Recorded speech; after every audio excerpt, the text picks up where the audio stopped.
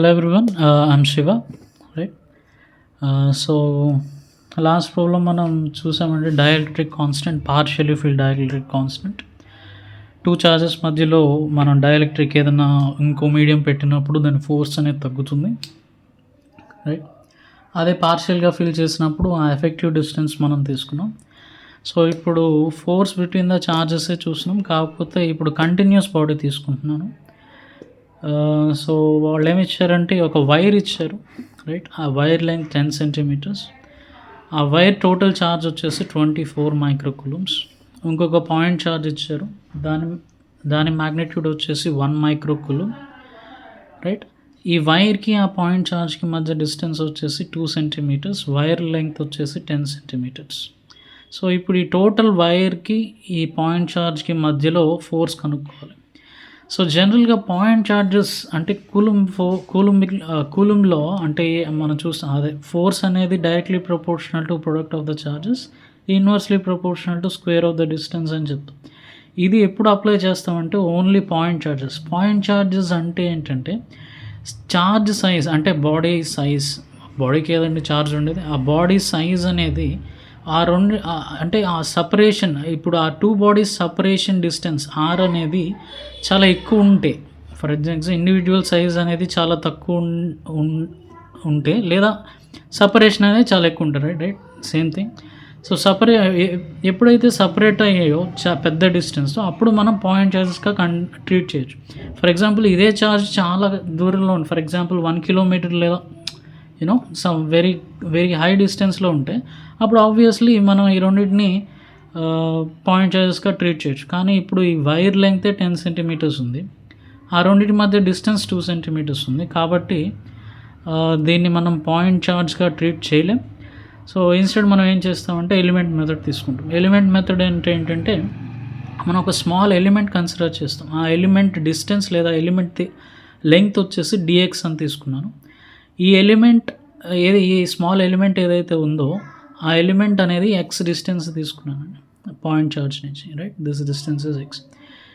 ఇప్పుడు ఈ total వైర్కి charge వచ్చేసి 24 మైక్రోకూలమ్స్ క్యూ. ఇప్పుడు ఈ స్మాల్ లెంగ్త్కి ఛార్జ్ ఎంత అవుతుంది, రైట్? సో ఎల్ లెంగ్త్కి ఛార్జ్ వచ్చేసి క్యూ, dx లెంగ్త్కి స్మాల్ ఛార్జ్ dq అని కన్సిడర్ చేస్తే అది వచ్చేసి q/l ఇంటూ dx, రైట్? q/lని మనం ఛార్జ్ పర్ యూనిట్ లెంగ్త్ అంటాం, దాన్ని మనం లైన్ ఛార్జ్ డెన్సిటీ అని కూడా అంటాం, రైట్?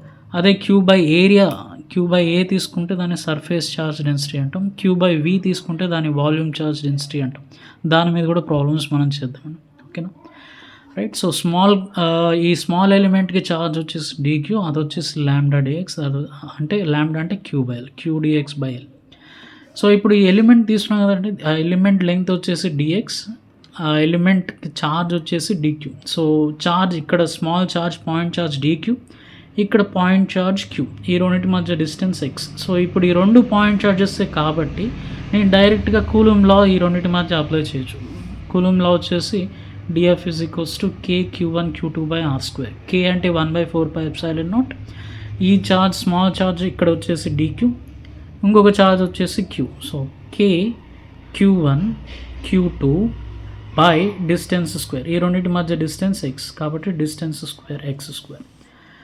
సో స్మాల్ ఛార్జ్ తీసుకున్నాం కాబట్టి స్మాల్ ఫోర్స్ dF అని డినోట్ చేశాను. ఇప్పుడు నాకు టోటల్ ఫోర్స్ ఈ వైర్ వల్ల కావాలి అంటే ఈ మొత్తం ఇంటిగ్రేట్ చేయాలండి. సో ఇంటిగ్రేట్ చేస్తే 1/4πε0, ఈ dq వాల్యూ ఇక్కడ నేను సబ్స్టిట్యూట్ చేశాను, dq బదులు లాంబ్డా dx, ఆ లాంబ్డా అంటే q/l, రైట్? నేను లాంబ్డా అనేది రాశానండి, జనరల్గా ప్రాబ్లమ్స్లో లాంబ్డా అని ఇస్తారు.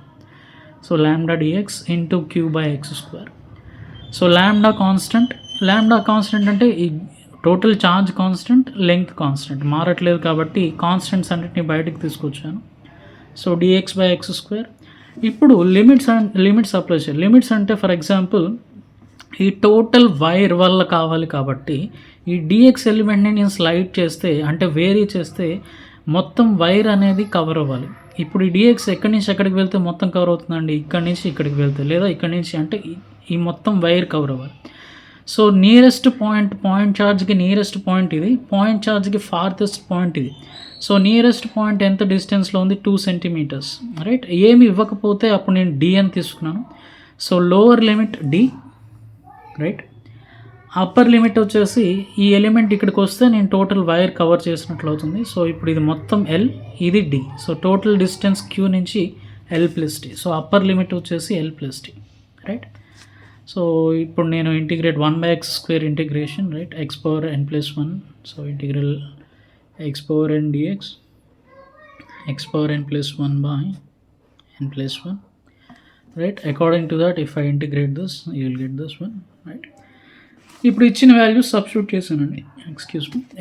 కే వాల్యూ 1/4πε0 వాల్యూ 9 × 10⁹. ల్యాండా వచ్చేసి Q/L. టోటల్ ఛార్జ్ వచ్చి 24 మైక్రో అని ఇచ్చారు. మైక్రో కాబట్టి 10⁻⁻6 డివైడెడ్ బై లెంగ్త్ సెంటీమీటర్స్ ఇచ్చారు కాబట్టి -2, right. Q point charge value వచ్చేసి 1 మైక్రోకులుమ్. మైక్రోకులుమ్ వచ్చేసి 10⁻⁻6 ఇంటూ ఇక్కడ మనకి ఏమొచ్చిందంటే 1/d. 1/d అంటే nearest point, that is 2 centimetres, right. 2 centimetres. ఎప్పుడైనా సరే అన్ని ఎస్ఐలో సబ్స్టిట్యూట్ చేస్తున్నాం కాబట్టి 2 ఇక్కడ మీటర్స్లో కన్వర్ట్ చేశాను, ఇక్కడ కూడా మీటర్స్లో కన్వర్ట్ చేశాను, రైట్. ఇక్కడ 12 ఎలా వచ్చిందంటే ఎల్ ప్లస్ డి అంటే L plus D the total length 10 centimetres ఇక్కడ, రైట్. సో ఇక్కడ 10 సెంటీమీటర్స్, ఇది 2 సెంటీమీటర్స్. సో టోటల్ వచ్చేసి 12, డి ప్లస్ ఎల్ వచ్చేసి 12 కాబట్టి 12 సెంటీమీటర్స్, 12 × 10⁻². ఇది కంప్యూట్ చేస్తే మనకి అరౌండ్ 90 న్యూటన్స్ వస్తుంది. ఓకే.